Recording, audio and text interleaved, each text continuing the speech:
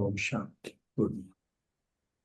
இன்றைய முரளி 24/10/2025. பாப்தாதா மதுவனம். சாராம்சம் பாபா சொல்றாங்க, இனிய குழந்தைகளே, பாபா உங்களுக்கு வீட்டுக்கான பாதை காட்டுவதற்காகவே வந்துள்ளார். நீங்கள் ஆத்ம உணர்வு நிலைத்திருக்கும் பொழுது உங்களால் இலகுவான பாதையை காணக்கூடியதாக இருக்கும். கேள்வி: சங்கமிகத்தில் நீங்கள் பெறுகின்ற எந்த ஞானத்தின் மூலம் சத்யுக தேவர்கள் பற்றே வென்றவர்கள் என்று அழைக்கப்படுகின்றனர்?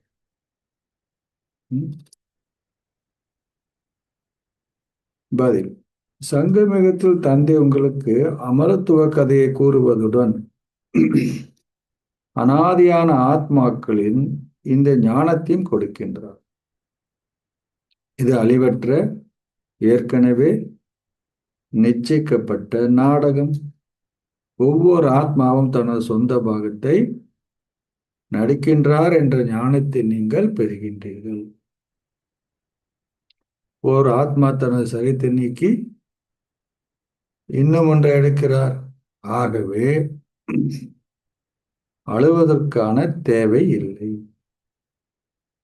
ஆத்மாக்கள் இந்த ஞானத்தை இப்பொழுது பெறுவதனாலேயே சத்யுக தேவர்கள் பற்றை வென்றவர்கள் என அழைக்கப்படுகின்றனர்.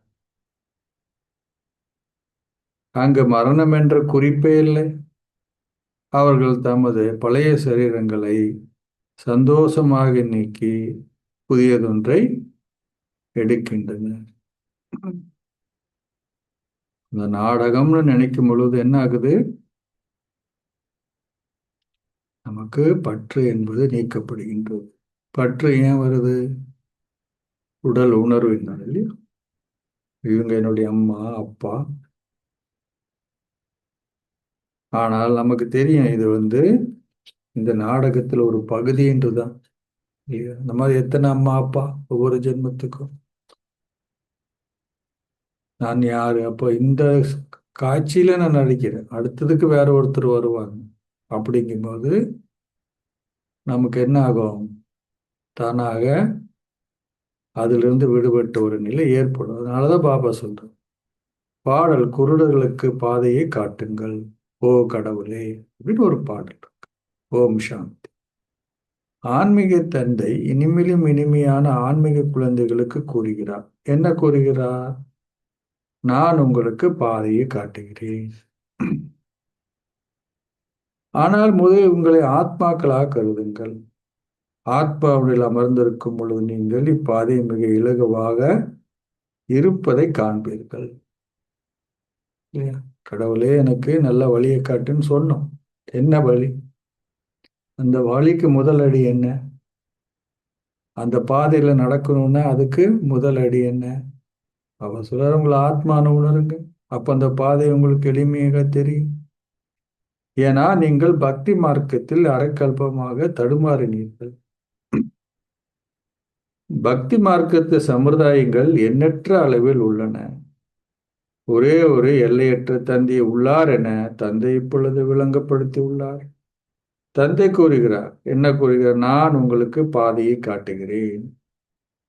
அவர் எந்த பாதையை காட்டுகிறார் என்பதை கூட உலகில் எவரும் அறியார். எந்த பாதை அது? இப்ப பாபா கட்டுறது அது முக்திக்கும் ஜீவன் முக்திக்குமான பாதையாகும். முக்தியும் ஜீவன் முக்திக்கு இன்னொரு பேர் என்ன? சர்க்கம். முக்திக்கும் சர்க்கதிக்கும் ஆன பாதையாகும்.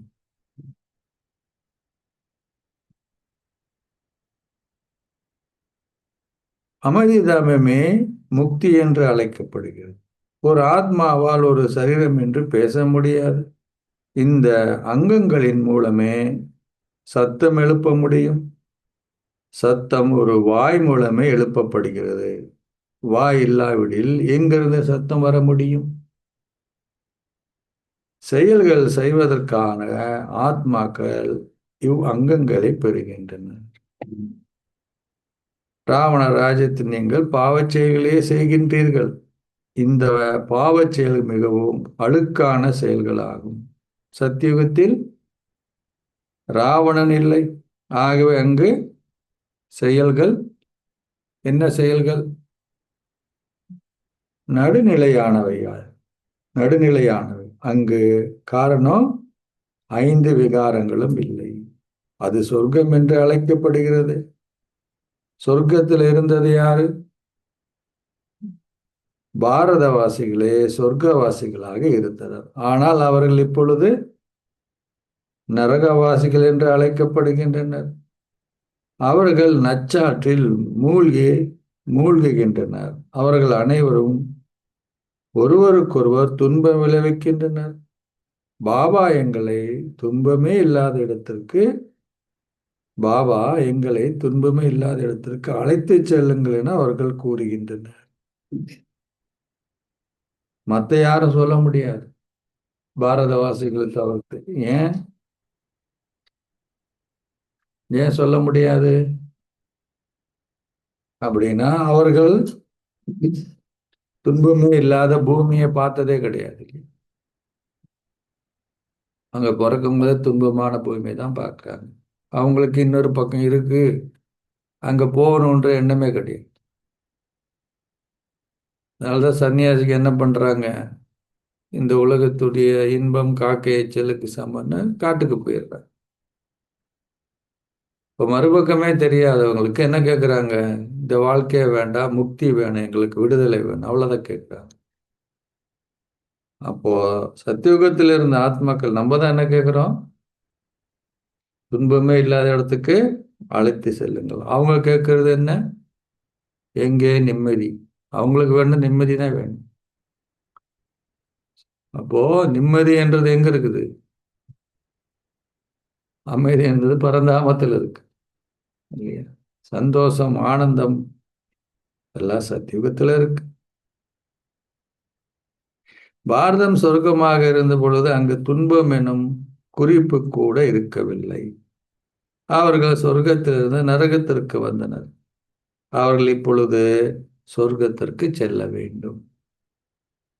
ஏன் இதெல்லாம் நடக்குது? இது ஒரு நாடகம். தந்தையே இங்கு அமர்ந்திருந்து குழந்தைகளை உங்களுக்கு விளங்கப்படுத்துகின்றார். இதுவே சத்தியத்தின் சற்சங்கம், உண்மையான சகவாசமாகும் இல்லையா? சற்சங்கம்னால என்ன அர்த்தம்? சத்தியமான தொடர்புன்னு அர்த்தம். நீங்கள் சத்தியமான தந்தை நினைவு செய்கின்றீர்கள். அவரே அதிமேன்மையான கடவுள். அவரே படைப்பவர். நீங்கள் அவரிடமிருந்து உங்கள் ஆஸ்தியை பெறுகின்றீர்கள். தந்தையே குழந்தையா உங்களுக்கு உங்களது ஆஸ்தியை வழங்குகின்றார். அவர்கள் எல்லைக்குட்பட்ட தந்தையர்களை கொண்டிருந்த போதிலும் அவர்கள் அவரை நினைவு செய்து கூறுகின்றனர். என்ன? ஓ கடவுளே, ஓ பரமாத்மா, பரம தந்தையே, கருணை காட்டுங்கள். அவர்கள் பக்தி மார்க்கத்தில் அதிகளவு தடுமாறியதனால் விரக்தி அடைந்துள்ளனர். அவர்கள் கூறுகிறார்கள், ஓ பாவா, எங்களுக்கு எங்களது ஆஸ்தியான சந்தோஷத்தையும் அமைதியும் கொடுங்கள். இதனை தந்தையால் மாத்திரமே, அதுவும் எவ்வளவு காலத்துக்கு? 21 பிறவிகளுக்கு கொடுக்க முடியும். நீங்கள் இதை கணக்கிட முடியும். சத்தியுகத்தில் அது அவர்களது ராஜ்யமாக இருந்த பொழுது நிச்சயமாக மிக குறைவான மக்களே இருக்கின்றார்கள். அங்கு ஒரு தர்மமும் ஒரு ராஜ்யம் மாத்திரமே இருந்தன. அது சந்தோஷ பூமியாகிய சொர்க்கம் என அழைக்கப்படுகிறது. புதிய உலகம் சத்தோ பிரதான் அப்படின்னா முற்றிலும் தூய்மை என அழைக்கப்படுகிறது. பழைய உலகம் தமோ பிரதான் என அழைக்கப்படுகிறது. அனைத்து முதலில் சத்தோ பிரதானமாக உள்ளது, பின்னர் அது சத்தோ ரஜோ தமோ நிலைகளுடனாக செல்கிறது. இளம் குழந்தைகள் என்ன? இளம் குழந்தைகள் சத்தோ பிரதான என அழைக்கப்படுகின்றனர். இளம் குழந்தைகள் மகாத்மாக்களை விடவும் மேன்மையானவர் என கூறப்படுகின்றனர். மகாத்மாக்கள் பிறப்பெடுத்து வளர்ந்து விகாரங்களை அனுபவம் செய்து பின்னர் வீட்டை விட்டு செல்கின்றனர். சிறிய குழந்தைகள் விகாரத்தை பற்றி எதுவும் அறியார்கள். அவர்கள் முற்றிலும் கள்ளம் கவடம் அற்றவர்கள். குழந்தைகள் விகாரம் பற்றி எதையும் அறியவர்கள், முற்றிலும் கள்ளம் கடம் அற்றவர்கள். இதனாலே அவர்கள் மகாத்மாக்களை விடவும் மேன்மையானவர்கள் என அழைக்கப்படுகின்றனர். குழந்தையும் தெய்வமும் ஒன்றுன்றார். தேவர்கள் அனைத்து தெய்வீக குணங்களும் நிறைந்தவர்கள் என புகழப்படுகின்றனர். சாதுக்களுக்கு இப்புகழ் என்றுமே கொடுக்கப்படுவது இல்லை. வன்முறை, அகிம்சை ஆகியவற்றின் அர்த்தத்தை உபயோகித்தலே பாரிய வன்முறை. தேவர்கள் யாரு? அகிம்சாவாதிகள். அவர்கள் காமவாளை பயன்படுத்துவதில்லை. தந்தை கூறுகிறார், என்ன கூறுகிறார்? நான் இப்பொழுது உங்களை மனிதர்களிலிருந்து தேவர்களாக மாற்றுவதற்காக வந்துள்ளேன். தேவர்கள் சொர்க்கத்தில் உள்ளனர். இங்கு எவரும் தன்னை ஒரு தேவர் என அழைப்பதில்லை. ஒவ்வொருவரும் தன்னை சீரழிந்த விகாரமான பாவி என்று புரிந்து கொள்கின்றனர். ஆகவே எவ்வாறு அவர்களால் தம்மை தேவர்கள் என அழைக்க முடியும்? அதனால்தான் அவர்கள் அதனை இந்து சமயம் என்று அழைத்துள்ளனர். உண்மையில் அது ஆதி சனாத்தன தேவி தேவத தர்மமாக இருந்தது. இந்து என்ற வார்த்தை எங்கிருந்து வந்தது? இந்துஸ்தான் என்பதில் இருந்தே. ஸ்தான்னா என்ன அர்த்தம்? உருவாகியது. ஆகவே அவர்கள் அதை இந்து சமயம் என்று அழைத்தனர். நீங்கள் தேவ தர்மத்தை சார்ந்தவர்கள் என நீங்கள் கூறுகின்றீர்கள். இருப்பினும் அவர்கள் உங்களை இந்து சமயத்து நிழலின் கீழேயே இடுகின்றனர். இந்து சமயத்திற்கான ஒரு நிழல் மாத்திரமே தம்மிடம் உள்ளது என அவர்கள் கூறுகின்றனர்.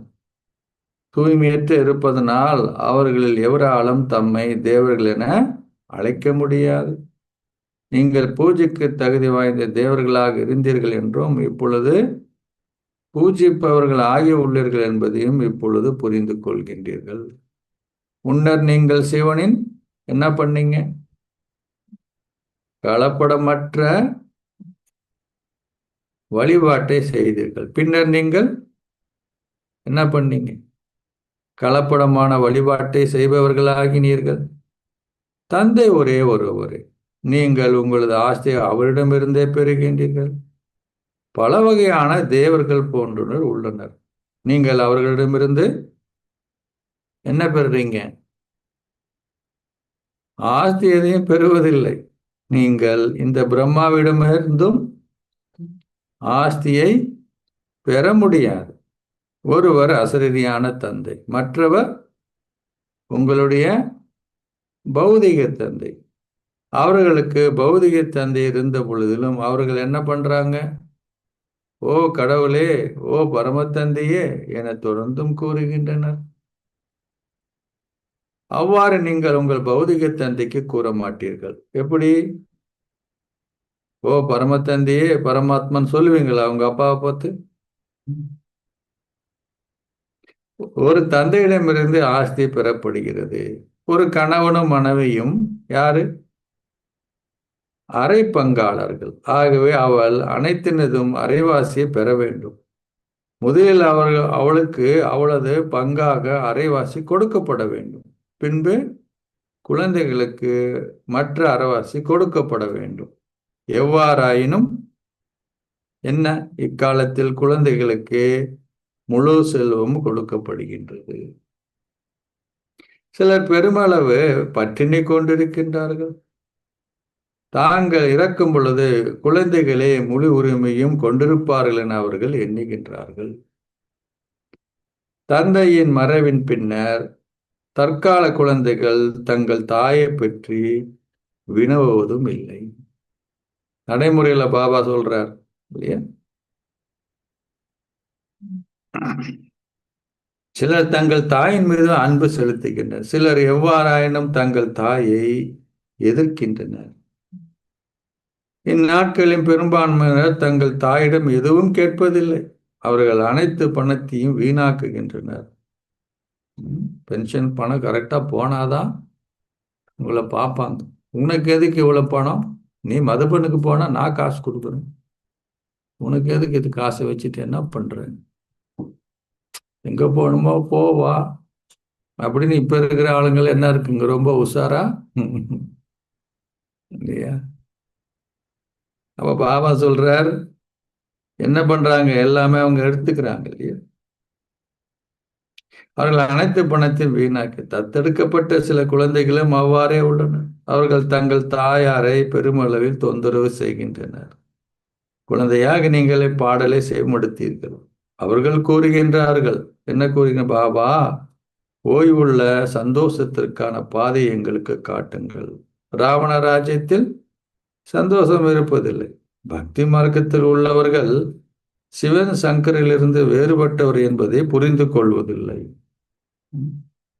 அவர்கள் தொடர்ந்தும் தலை வணங்குவதுடன் சமய நூல்களையும் வாசிக்கின்றனர். சரி, அதிலிருந்து எதை பெறுகின்றீர்கள்?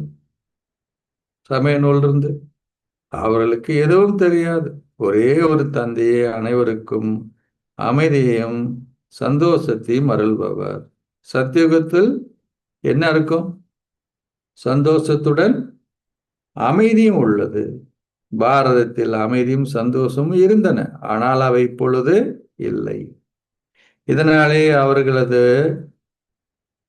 பக்தியில் அவர்கள் தொடர்ந்தும் என்ன பண்றாங்க? என்ன சொன்னாரு முன்னாடி? வாசலுக்கு வாசல் தடுமாறுகின்றனர். ஒரே ஒரு தந்தையே உங்களை அமைதி தாமத்திற்கும் சந்தோஷ தாமத்திற்கும் அழைத்து செல்கின்றார் என்பதை குழந்தையாகி நீங்கள் இப்பொழுது புரிந்து கொண்டிருக்கின்றீர்கள். பாபா, நாங்கள் உங்களை மாத்திரமே நினைவு செய்வோம். நாங்கள் எங்களது ஆஸ்தியை உங்களிடமிருந்து மாத்திரமே கோரிக்கொள்வோம். தந்தை கூறுகிறார், நீங்க இப்படி சொன்ன உடனே நீங்கள் உங்கள் சரீரங்களையும் சரீர உறவுகள் அனைத்தையும் மறக்க வேண்டும். என்கிட்ட இருந்து ஆஸ்தி வேணும், என்ன பண்ணணும்? சரீர சம்பந்தம் எல்லாத்தையும் மறக்கணும். அப்போதான் உங்களுக்கு நான் என்ன ஆகுவேன்? அப்பாவா ஆவேன். அப்போதான் உங்களுடைய ஆஸ்தி கிடைக்கும். நீ திரும்பி சரீர சம்பந்தப்பட்டு நினைச்சுன்னா என்னுடைய ஆஸ்தி உனக்கு எப்படி கிடைக்கும்? ஒரே ஒரு தந்தை மாத்திரம் நினைவு செய்ய வேண்டும். ஆத்மாக்களை நீங்கள் இங்கு தூய்மையாக வேண்டும். நீங்கள் அவரை நினைவு செய்யாவிட்டால் தண்டனை அனுபவம் செய்ய நேரிடும். உங்கள் அந்தஸ்தும் குறைக்கப்படும். இதனாலே தந்தை கூறுகிறார், என்ன கூறுகிறார்? நினைவு செய்வதற்கு முயற்சி செய்யுங்கள். அவர் ஆத்மாக்களாக எங்களுக்கு விளங்கப்படுத்துகிறார். என்ன விளங்கப்படுத்துகிறார்? ஓ ஆன்மீக குழந்தைகளே என கூறுகின்ற வேறெந்த சத்சங்கங்கள் போன்றவையும் இல்லை. இது குழந்தையாக நீங்கள் ஆன்மீக தந்தையிடமிருந்து பெறுகின்ற ஆன்மீக ஞானமாகும். உயிரென்றால் என்ன? உயிரென்றால் அசரீரி என்ற அர்த்தம். சிவனும் அசரீரியானவர். ஆத்மாக்களாகி நீங்கள் யாரு? ஆத்மாக்களாகி நீங்கள் யாரு? புள்ளிகள். நீங்கள் சின்ன சிறியவர்கள். தெய்வீக பார்வை இல்லாவிடில் எவராலும் ஆத்மாவை பார்க்க முடியாது. தந்தை மாத்திரமே தெய்வீக காட்சிகளை வழங்குகின்றார். பக்தர்கள் அமர்ந்திருந்து அனுமனையும் கணேஷ் போன்றவரையும் வழிபடுகிறார்கள். இப்பொழுது அவர்கள் எவ்வாறு அவர்களுடைய காட்சிகளை காண்பார்கள்? நானே தெய்வீக காட்சிகளை அருள்பவர். பெருமளவு பக்தி செய்துள்ளவர்களுக்கு நானே காட்சிகளை வழங்குகின்றேன். எனினும் அதில் எவ்வித நன்மையும் இல்லை. அவர்கள் சந்தோஷம் அடைகின்றார்கள். அந்த நேரத்துக்கு என்ன கிடைக்குது? அவங்களுக்கு சந்தோஷம் கிடைக்குது, அவ்வளவுதான். ஆனால் அவர்களால் எவ்வாறு ஏதாவது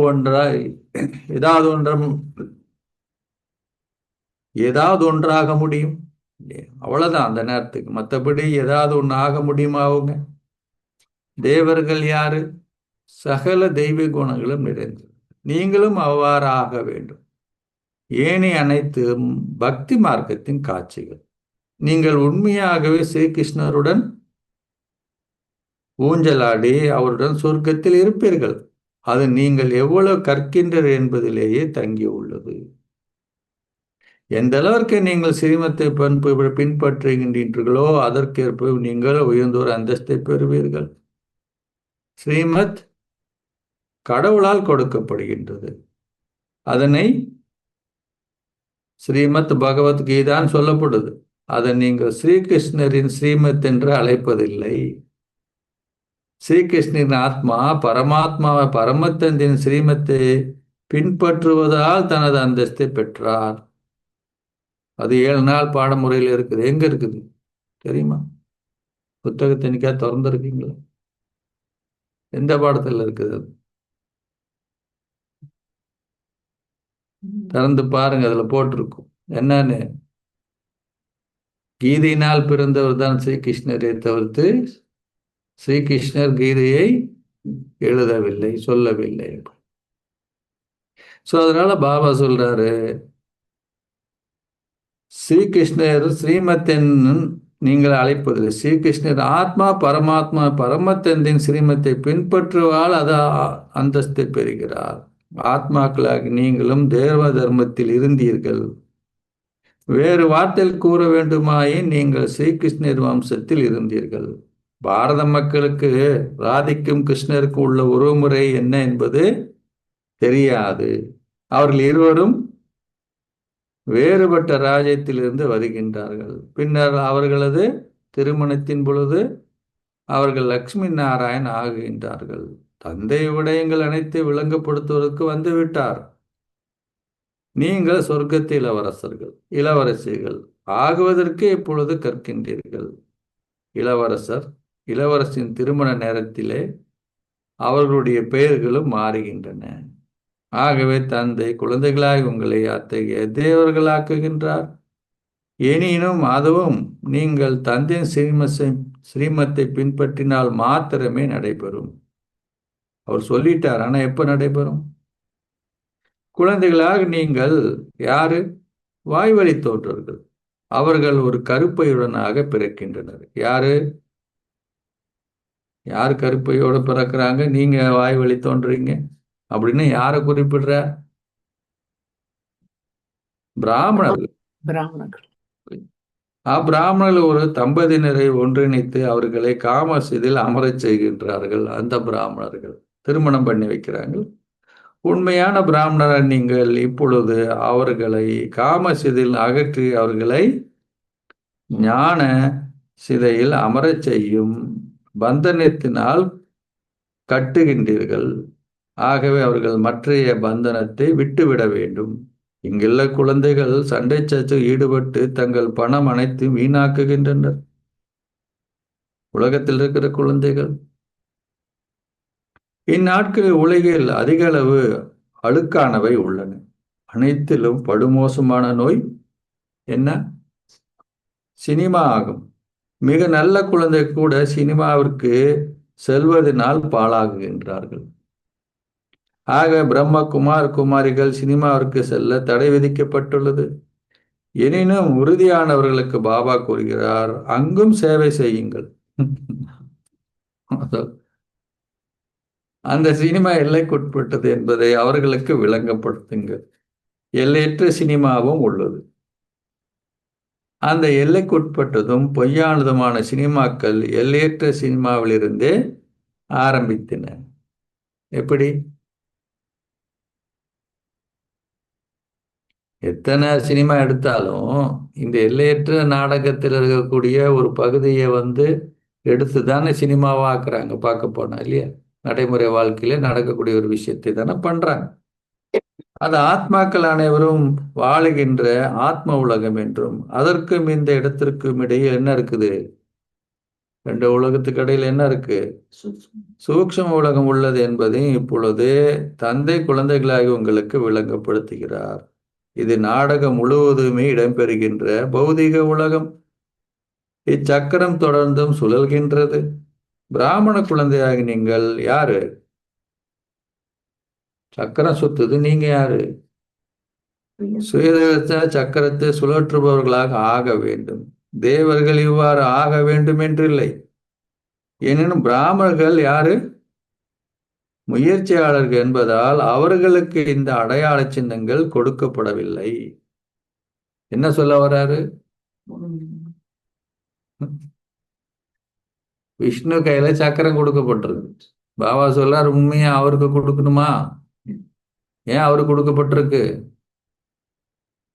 நீங்க இன்னைக்கு சக்கரத்தை கொடுத்தா போட்டுட்டு ஓடிடுறீங்க. உங்களை கண்டுபிடிச்சு திரும்பி சக்கரத்தை கையில நிறுத்துறதுக்கு நேரமாகுது, இல்லாம வர்றதில்லை. ஞானத்தை விட்டு ஓடிடுறார். அப்போ முழுமையான ஒரு கையில என்ன கொடுக்கப்பட்டிருக்கு? சக்கரம் கொடுக்கப்பட்டிருக்கு, உங்க கையில கொடுக்கலன்றார். இன்று அவர்கள் நன்றாக முன்னேறுகின்றார்கள், நாளை அவர்கள் வீழ்கின்றார்கள். இதனாலே இந்த அடையாள சின்னங்கள் தேவருக்கு கொடுக்கப்பட்டுள்ளன. ஸ்ரீகிருஷ்ணர் அக்காசூரன், பக்காசூரன் போன்ற அசுரர்களை சக்கரத்தினால் கொல்வதாக அவர்கள் சித்தரித்துள்ளார்கள். எங்க இருக்கிறாங்க அக்காசூரன், பக்காசூரன்? எங்க ஊர்ல பக்காசூரன் மலைன்னு ஒரு மலை இருக்குது. பாபா சொல்றாரு, அது நம்பக்குள்ள இருக்கிறது இல்லையா? அவர்களை சக்கரத்தினால் கொள்வதாக சித்தரித்து, எவ்வாறு ஆயினும் அவர் அதிமேலான, யார ஒரு பார்க்க போனா கிருஷ்ணரு இருக்கிறதுல அதிமேலான அகிம்சா தர்மத்துக்குரியவர் என்று கூறப்பட்டுள்ளதால் அவரால் எவ்வாறு கொலை செய்ய முடியும்? இல்லையா? கிருஷ்ணருக்கு புகழ் என்ன? சோலாகலா சம்பூரன் சம்பூர்ண அகிம்சா, இல்லையா? சோலாகலா சம்பூரன் சம்பூர்ண நிர்விகாரி அகிம்சா பரமோதரம்னு அவ்வளோ பெயர் இருக்கு இல்லையா? பாடுறதெல்லாம் உயர்ந்த பாடல்கள். ஆனா சித்தரிச்சிருக்கிறது எல்லாம் அவரை இம்சைவாதிகளாக சித்தரிச்சிட்டார். அவை அனைத்தும் பக்தி மார்க்கத்தின் சம்பிரதாயங்கள். எங்கு நீங்கள் சென்றாலும் சிவனின் நீள்கோள வடிவ ரூபம் லிங்கம் இருக்கின்றது. பல்வேறு பெயர்கள் கொடுக்கப்பட்டுள்ளன. அவருக்கு பல தேவர்களின் வடிவங்களை களிமண்ணால் செய்கின்றார்கள். அவற்றை அவர்கள் அலங்கரிக்கின்றார்கள். அவற்றுக்காக அவர்கள் ஆயிரக்கணக்கான ரூபாய்களை செலவழிக்கின்றார்கள்.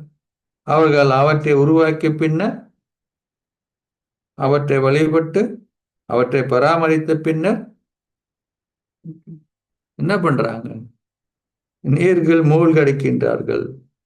எங்க மூழ்கடிக்கிறாங்க? யார் அதை பண்றது? யார பண்றாங்க அதிகமா? விநாயகருக்கு தான். விநாயகர் சதுர்த்தி வந்தா லட்சக்கணக்காக பண்றாங்க. கடைசியில கொண்டு போய் என்ன பண்றாங்க? நம்ம எல்லாம் பாத்தீங்கன்னா தெருவுக்கு தெருவு என்ன பண்ணிச்சிருப்பாங்க? பிள்ளையார் வச்சிருப்பாங்க களிமண்ணால். அவர்கள் பொம்மை வழிபாட்டிற்காக அதிக அளவு பணத்தை செலவழிக்கின்றனர். அதிலிருந்து அவர்கள் எதையும் பெறுவதில்லை. தந்தை விளங்கப்படுத்துகிறார். என்ன விளங்கப்படுத்துகிறார்? அந்த பக்தி அனைத்தும் பணத்தை வீணாக்குவதற்கானது. அவர்கள் ஏனியில் தொடர்ந்தும் கீழிறங்கி வந்துள்ளார்கள். தந்தை வரும் பொழுது அது அனைவருக்கும் மேலேறுகின்ற ஸ்திதியாக ஆகின்றது. அவர் உங்கள் அனைவரையும் அமைதி தாமத்திற்கும் சந்தோஷ தாமத்திற்கும் அழைத்து செல்கின்றார். இதில் பணத்தை வீணாக்குது என்ற கேள்விக்கே இடமில்லை. பக்தி மார்க்கத்தில் பணத்தை வீணாக்குவதால் நீங்கள் என்ன ஆகுறீங்க? கடனாளிகள் ஆகுகின்றீர்கள். வளமுள்ளவர்கள் ஆகுதல், கடனாளிகள் ஆகுதலின் கதையை தந்தை இங்கிருந்து விளங்கப்படுத்துகின்றார் இல்லையா? பாபா அது வித்தியாசமா சொல்றாரு. கடனாளியிலிருந்து இல்லாம செல்வந்தர்களாக இந்த நாடகம். நீங்கள் சாதாரண மனிதனிலிருந்து நாராயணாக மாறுவதற்கான கற்பிதழ்கள் தந்தை உங்களுக்கு கொடுக்கிறார். அம்மக்கள் மூன்றாம் கண்ணின் கதை. வேற எத்தனை கதை இருக்குது விக்கி பிரதர்? எத்தனை கதை இருக்குது? மூன்றாம் கண்ணின் கதை அப்பதான் சொல்லிட்டாரு. வேற என்ன இருக்கு? அப்புறம் அது மூன்றாம் கண்ணின் கதையாகும். இதன் மூலமே ஒவ்வொரு ஆத்மாவினதும் ஞானமாகிய மூன்றாவது கண் திறக்கிறது. முழு சக்கரமும் புத்தியில் புகுகின்றது. நீங்கள் ஒவ்வொருவரும் இந்த ஞானம் என்ற மூன்றாவது கண்ணை பெறுகின்றீர்கள். நீங்கள் அமரத்துவ கதையும் செய்யமடிக்கின்றீர்கள். அமரத்துவ பாபா உங்களுக்கு அமரத்துவ கதையை கூறுகின்றார். அவர் உங்களை அமரத்துவ உலகின் அதிபதிகள் ஆக்குகின்றார். அங்கே நீங்கள் என்றுமே, என்ன அர்த்தம்? அமரத்துவ கதைன்னா அமரத்துவத்துக்கு போனீங்கன்னா என்ன ஆக மாட்டீங்க? நீங்கள் அங்கு என்றுமே மரணத்தை அணவும் செய்ய மாட்டீர்கள். இங்குள்ள மக்கள் மரணத்திட்டு அதிக அளவு பயப்படுகிறார்கள். அங்கே மக்களிடம் மரண பயமோ அல்லது அழுகையோ இருக்க மாட்டாது. நீங்கள் உங்களுடைய பழைய அங்க என்ன உணர்வுல இருப்பீங்க? பழைய சரீரங்களை சந்தோஷத்தில் நீக்கி புதியதொன்றை எடுக்கின்றீர்கள். இங்கே மக்கள் அதிகளவு அழுகின்றார்கள். இது கண்ணீரின் உலகமாகும். தந்தை கூறுகிறார், இந்த நாடகம் ஏற்கனவே நிச்சயிக்கப்பட்டுள்ளது. கண்ணீர் உடனொன்று இருக்குது. ஒவ்வொருவரும் தந்தது சொந்த பாகத்தை நடிக்கின்றார். தேவர்கள் பற்றை வென்றவர்கள். உலகில் எண்ணற்ற குருமார்கள் உள்ளனர். அவர்கள் அனைவரும் வெவ்வேறு அபிப்பிராயங்களை கொண்டிருக்கின்றார்கள். ஒவ்வொருவரின் அபிப்பிராயம் அவரவருக்கு உரியதாகும்.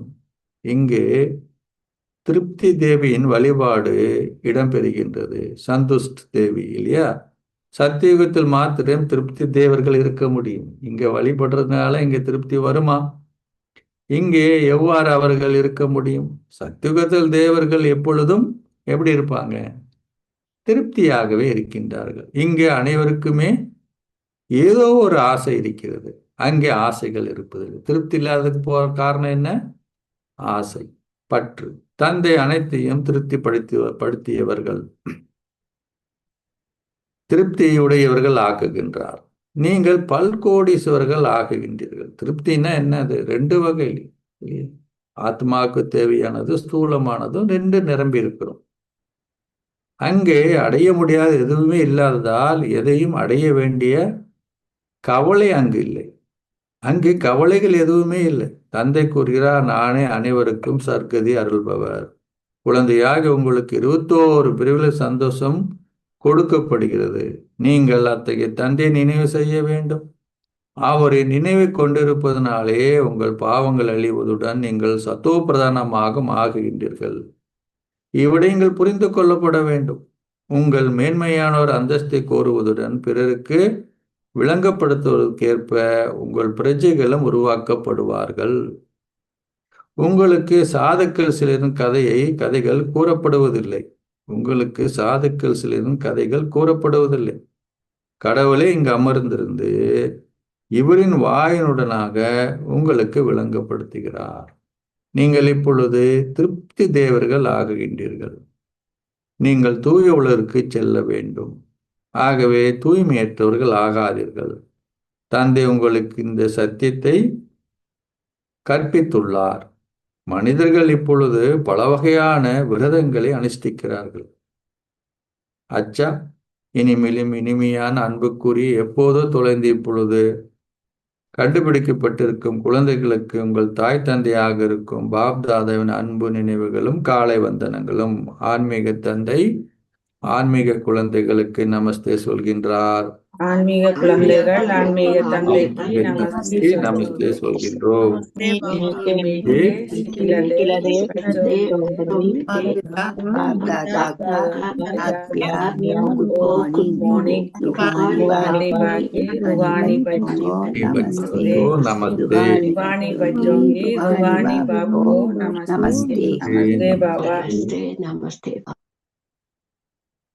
தாரணைக்கான சாராம்சம்.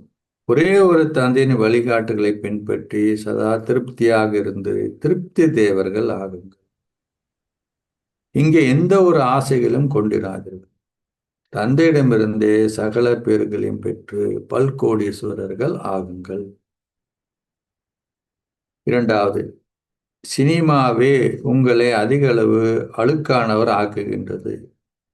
திரைப்படங்கள் பார்ப்பதற்கு உங்களுக்கு அனுமதி இல்லை. நீங்கள் தைரியமானவராக இருந்து உங்களால் எல்லைக்குட்பட்ட சினிமாவுக்கும் எல்லையற்ற சினிமாவுக்கும் இடையிலான முக்கியத்துவத்தையும் புரிந்து கொள்ள முடியுமானால் அதை விளங்கப்படுத்துவதன் மூலம் உங்களால் சேவை செய்ய முடியும். ஆசீர்வாதம். ஒழுக்கமாகவும் தீவிர முயற்சியாளராக இருந்து உங்கள் முயற்சியிலும் சேவையிலும் வளர்ச்சி அடைவீர்களாக. ஒழுக்கமாகவும் தீவிர முயற்சியாளராகவும் இருந்து உங்கள் முயற்சியிலும் சேவையிலும் வளர்ச்சி அடைவீர்களாக. ஒரு பிராமணர் ஒரு ஒழுக்கமான வாழ்க்கை வாழ்பவர் ஆவார். ஒரு பணியானது சரியான முறையில் செய்யப்படும் போதே வெற்றி ஈட்டப்படுகிறது. எந்த சூழ்நிலையிலும் உங்கள் முயற்சியில் அல்லது சேவையில் வளர்ச்சி இல்லாதிருந்தால், அவ்வாறாயின் நிச்சயமாக நீங்கள் அதை செய்வதில் ஏதோ ஒரு குறைபாடு உள்ளது. ஆகையால் சோதித்து பாருங்கள். அமிர்த வேளையிலிருந்து இரவு நேரம் வரையில் என்னுடைய எண்ணங்கள், வார்த்தைகள், செயல்கள், தொடர்புகள் ஒழுக்கமாக இருந்தனவா? அதாவது வளர்ச்சி இருந்ததா? இல்லாதிருந்தால் அதற்கு என்ன காரணம் என சிந்தித்து பார்த்து அதற்கு தீர்வு காணுங்கள். அப்பொழுது நீங்கள் விரக்தி அடைய மாட்டீர்கள். உங்கள் வாழ்க்கை ஒழுக்கமாக இருந்தால் நிச்சயமாக வளர்ச்சி இருக்கும். நீங்கள் ஒரு தீவிர முயற்சியாளராகவும் இருப்பீர்கள். ஸ்லோகம்: சுத்தம் நிறைந்தவராகவும் நேர்மையாகவும் இருப்பதே உண்மையான தூய்மையை கடைபிடிப்பதாகும். சுத்தம் நிறைந்தவராகவும் நேர்மையாகவும் இருப்பதே உண்மையான தூய்மையை கடைபிடிப்பதாகும். அவ்யக்த சமிஞ்சை: யோக சக்திகளுடன் உங்கள் மனதால் உங்களுடனும் மற்றவர்களுடனும் பரிசோதனை செய்யுங்கள். வார்த்தைகளால் உங்களால் ஒரு பணி நிறைவேற்ற முடியாத பொழுது கூறப்படுகிறது, வார்த்தைகளால் இவரை புரிந்து கொள்ள செய்ய முடியாது. ஆனால் நல்ல ஆசைகளால் மாற்றம் நிகழும். வார்த்தைகளால் ஒரு பணி நிறைவேற்ற முடியாது போனால், மௌன சக்தி என்ற கருவிகளால், அதாவது உங்கள் நல்லாசைகள், தூய உணர்வுகள், உங்கள் கண்களின் மொழியில் கருணையாலும் அவர்கள் அனுபவம் செய்யும் அன்பினாலும் அதனை நிறைவேற்ற முடியும். ஸோ இதுதான் என்ன பண்ணணும், யோக சக்தியை பயன்படுத்துது. வார்த்தைகளால் உங்களால செய்ய முடியாது. நீங்க என்ன பண்ண முடியும்? உங்களுடைய நல்லாசைகள், தூய உணர்வுகள், கண்களிலே கருணை இல்லையா, அவர்கள் உங்களுடைய அன்புடைய அனுபவத்தை செய்ய முடியும். அச்சா. ஓம் சாந்தி.